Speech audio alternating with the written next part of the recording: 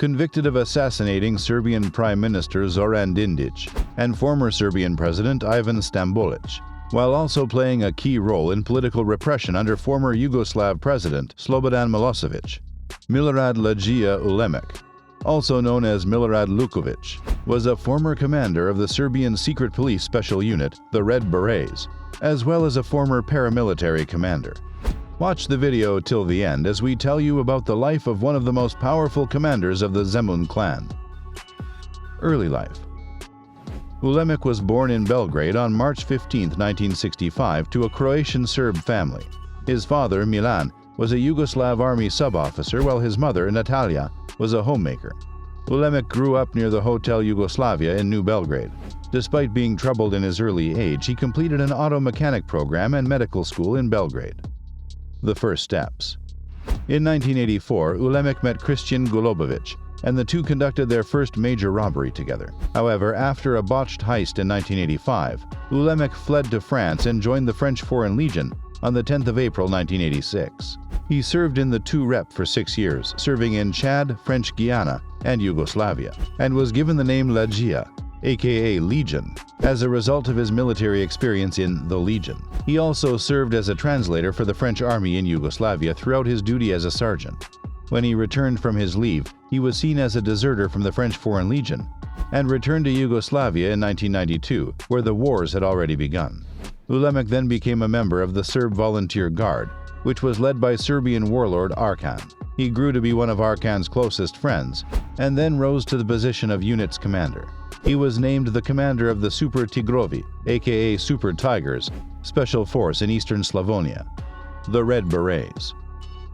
In April 1996, the unit was disbanded and its members were ordered to join the Yugoslav army. However, the JSO was founded the same year, combining the former Serb Volunteer Guard and the wartime Red Berets. It was then that the head of State Security Service, Jovica Stanisic, invited Ulemek to join the unit. Ulemek accepted the offer and joined the unit. After being in the unit for more than 3 years, he became the Red Berets commander in 1999 and the formal commander of JSO SDB Serbia in April 2001. During Milosevic's tenure, the Red Berets were utilized for special operations in Croatia, Bosnia and Herzegovina, and Kosovo to eliminate Milosevic's political opponents. One of the biggest missions by the Red Berets was the kidnap and assassination of former Serbian President Ivan Stambolić in 2000. Despite his reputation as a brutal enforcer of Mr. Milosevic's regime, Lukovic played a vital role in Milosevic's demise. Legija and other top officers refused to use security forces against demonstrators in October of 2000, when Milosevic was under heavy pressure to step down following his election setback. Ulemek was also firmly linked to the previous administration to be allowed to continue in office. Although his unit was officially dismantled and he was fired by the post-Milosevic government, crime and politics were never far apart, and Legija reputedly found a new position as the head of the Zemun gang, which was a major mafia clan in Belgrade at the time. The Zemun Clan. Legija rose to become the Zemun Clan's boss and strategist. The Zemun Clan was Belgrade's most powerful criminal organization, participating in a wide range of illegal enterprises. The core group numbered around 40 to 50 people, but Legija brought many more JSO members with him. As Legija was the leader of the most powerful organization of that time, he had numerous important contacts in Serbia, including high-ranking police officers, the Secret Service, the Army, and political party leaders. BIA, the nation's secret service, often used members of the Zemun Clan as well as Legija to kidnap and assassinate people who were opposed to the government dictatorship. The Zemun Clan was able to rise to all this prominence thanks to an inflow of Special Operations Unit veterans.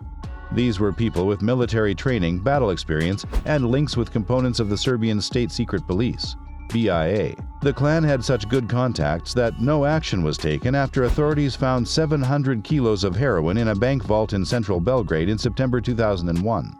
The Zemun Clan even openly established special training sessions with the BIA in 2001 in exchange for intelligence on Kosovo's Albanian insurgents.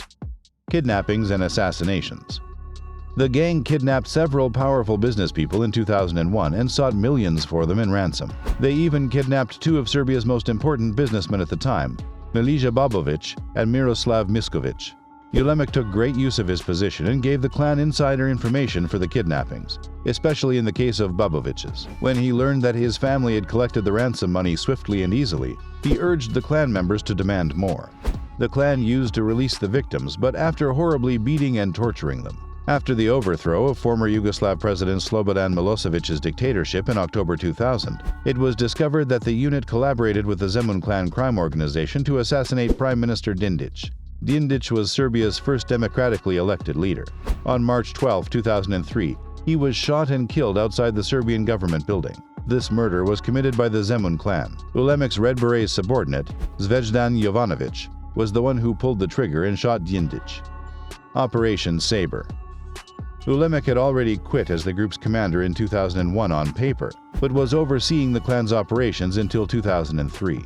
Corruption was rampant across the board, from border patrols to law enforcement, and this was clear after the Serbian mafia's ties to the new administration became obvious. After Prime Minister Zoran Dindic was assassinated in March 2003, the government responded by launching Operation Sabre, a massive anti-organized crime operation that resulted in over 10,000 arrests. The revenue of New Belgrade malls, which were used by criminals, fell by more than 20% after the operation. Serbia's deputy state prosecutor, Milan Serajilic, was arrested and acknowledged to be working for the Zemun Clan. Ulemek was prosecuted in 2003 after an inquiry revealed that the Special Operations Unit was also involved in the abduction of Ivan Stambolic in 2000, who was slated to run against President Milosevic in the forthcoming election. Legija was charged with some of the country's most heinous crimes, including the killing of Serbia's former prime minister. He was also tied to a number of other killings, assassination attempts, kidnappings, racketeering, and the formation of a criminal organization. On March 23, 2003, the Red Berets were disbanded. Ulemek's partner, Spasojevic, was shot and killed in front of his hiding place in Meljak, near Belgrade, on March 27th. First ever organized crime trial. Upon learning the news, Ulemek hid in his residence for 14 months and then eventually surrendered in May 2004. Dindic's murder trial was Serbia's first organized crime case. As a result, threats to the courtroom were prevalent, as was witness intimidation and even witness killings. Marko Klajevic, the first trial chamber president, decided to abandon the process and announced his decision as a result of these excessive killings. Consequently, in view of the evidence, Ulemek was identified as the culprit of a 1999 attempt to assassinate Serb opposition leader Vuk Drašković by ramming his car with a lorry loaded with sand, killing Draškovic's brother-in-law and 3 bodyguards. So the court found Ulemek guilty and sentenced him to 15 years in prison. He was also found guilty of the murder of Ivan Stambolic and sentenced to 40 years in jail for it. Furthermore, Ulemek was sentenced to another 40 years in prison for the assassination of Prime Minister Dindic, which he committed with his deputy, Zvezdan Jovanovic. Life in prison. Since his conviction for the murder of Dindic, Ulemek has generally kept silent and given only a few interviews. The reason behind his silence is not the lack of media interest, but because the Justice Ministry has almost never allowed journalists to speak with him, citing security concerns and his few public appearances, which have always caused chaos in the public life of the country. However, 4 years ago, his name came up as a witness in a series of high-profile trials in Serbian courts. After that, Legija gave an interview to a newspaper that is thought to be closely connected to the Serbian government. He said in the interview that foreign intelligence services paid the Dindic government €5 million to extradite President Slobodan Milosevic to The Hague to face war crime charges. As per him, Milosevic was captured in 2001 by a group of hooded men who pretended to be members of the Zemun organization, but were actually police officers. He also denied being ever involved in the murder of Dindic. After these allegations, Serbian Prime Minister Aleksandar Vučić announced that he expects the allegations to be thoroughly investigated. The escape plan. While in prison, Milorad Ulemek started writing and wrote several novels with The Iron Trench, The Legionnaire, and The Boys from Brazil, gathering huge audiences. But this was one piece of his massive plan. Ulemek was planning to escape the Belgrade district prison when an unannounced visit to his cell destroyed his plan.